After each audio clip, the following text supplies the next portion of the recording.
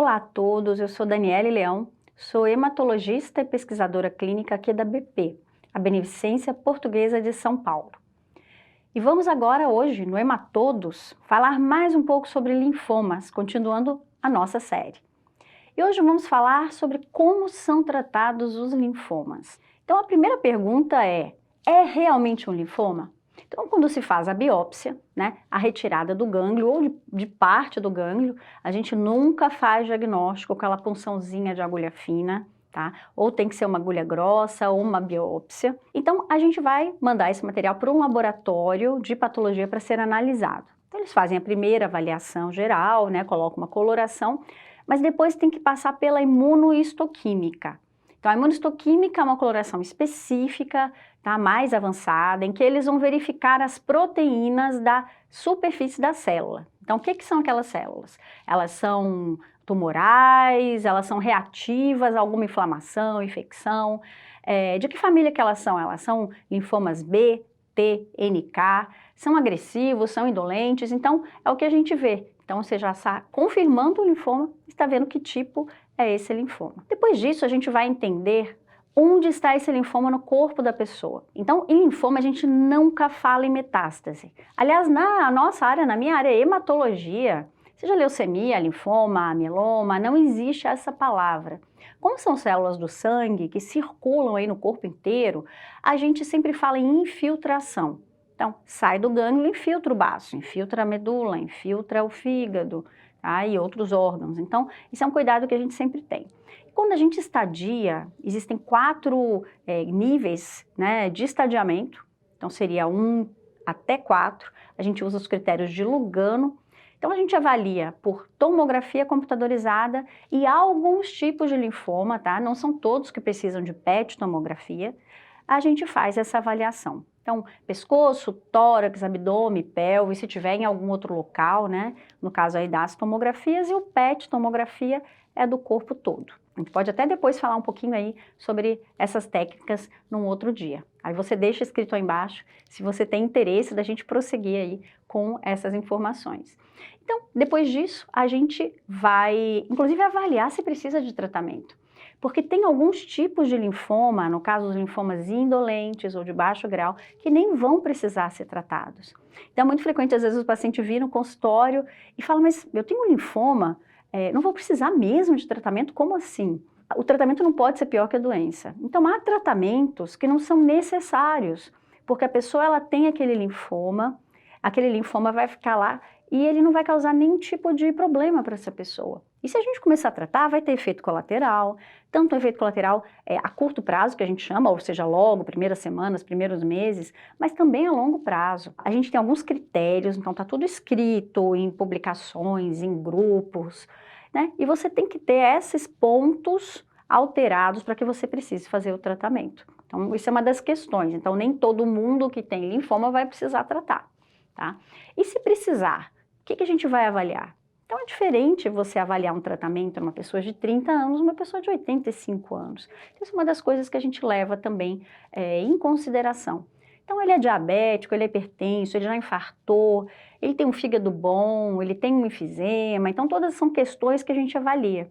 Os medicamentos que a pessoa toma, porque tem alguns medicamentos que têm interação aí com os tratamentos. E outra coisa, a paciente tolera receber. Então, eu não vou fazer um tratamento pesadíssimo uma pessoa de 85 anos. Então, eu tenho que avaliar para que essa pessoa tolere, para que ela faça um tratamento adequado. Essas são todas questões aí que a gente vai considerar. Então, a gente tem algumas imagens aí mostrando algumas células tumorais, são células reais, tá? Então, um microscópio super, ultra especializado, que chama-se microscópio de varredura, A outra é uma imagem central, só para a gente ter uma ideia aí de dentro dessa veia, desse vaso sanguíneo. Então, a gente mostra ali um pouco os glóbulos brancos, os glóbulos vermelhos, tem até um coágulo ali na frente, Então, para a gente ter uma ideia aí. E nesse meio circulam os linfócitos. Então, quando você tem as infiltrações, essas células vão através da corrente sanguínea ou da corrente linfática. Então, a gente tem ainda os vasos linfáticos que ligam esses gânglios. O tratamento, então, tanto pode ser a quimioterapia, existem tratamentos livres de quimioterapia também, que são muito efetivos, tá? E também existe, por exemplo, a radioterapia. Alguns casos vão precisar de transplante de medula óssea, no caso dos linfomas, a grande maioria da própria pessoa, tá? Em alguns casos, uma medula de outra pessoa, e a questão aí da radioterapia que a gente comentou. Mas é muito importante, eu falo assim que se 3 pacientes entrarem no consultório com o mesmo tipo de linfoma, podem sair com 3 tratamentos totalmente diferentes. E temos ainda a pesquisa clínica. Então, já faz pesquisa clínica há mais de 10 anos, né? Aqui na Beneficência a gente tem, na BP a gente tem vários setores, e um desses setores é a pesquisa, né? Então, a pesquisa, ela é algo extremamente regulado, então a gente tem aí todos os órgãos, então, CONEP, Anvisa, então tudo vem autorizado aí pelo governo brasileiro, autorizado pelos comitês de ética, e nós temos toda uma equipe aí dedicada. Então, são medicamentos novos que ainda não estão no mercado, mas geralmente em fase já final, comprovando, né, finalmente a sua eficácia. E a gente tem aí vários pacientes da BP, pacientes de fora, que podem participar desses estudos. Se vocês tiverem interesse, aí também anotam, a gente faz um só sobre pesquisa clínica. E como eu falei para vocês, há muitos tratamentos que não envolvem quimioterapia. Vocês até podem procurar na internet, chama Chemo Free, né? Então são tratamentos livres de quimioterapia que podem ser usados já no começo. Porque o problema da quimioterapia é que ela é um tratamento meio burro. Então, toda célula que está se multiplicando rapidamente, ela é afetada, porque você faz alguns tipos de agente diferente, mas em geral você tem uma quebra, né, no DNA, ou seja, na genética da célula, e ela para de se reproduzir e vai morrendo. Só que assim, a gente tem cabelo que se reproduz rápido, a gente tem as mucosas que se reproduzem rápido, então assim, as pessoas podem ter várias alterações, né? As células do sangue que se reproduzem rápido, então anemia, imunidade baixa, inflamação de mucosas, que a gente chama de mucosite, afta, dor para engolir, então tudo isso vai acontecer, tá? Então a quimioterapia tem umas mais pesadas, tem umas menos pesadas, mas em geral esse é que é o grande problema dela, ela é meio burra, ela age em todas as células. Essas imagens bem legais, que são de métodos que a gente chama aí de terapias-alvo, elas são direcionadas a determinadas partes da célula do tumor. Então a gente tem aqui à esquerda, embaixo, a gente vê em Y, são os anticorpos.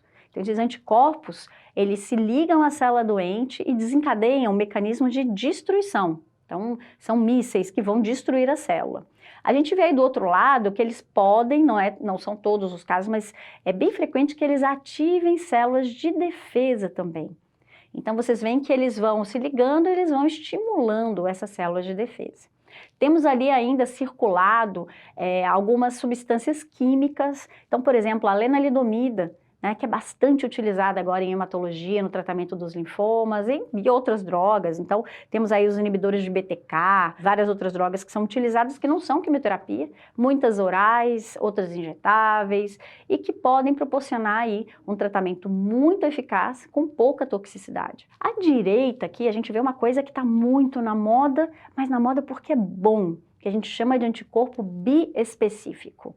Então, aquela parte que se liga à célula, a gente vê ali a pontinha do Y embaixo, ela tem uma dupla especificidade. É específico porque ele se liga no alvo. Então, ele tem um alvo que se liga à célula tumoral, né? A gente vê o encaixe ali, mas na outra perninha ele se liga à célula T, que é o linfócito T, que é a célula que ela vai, depois de estimulada, de treinada, ela vai agir diretamente na célula tumoral.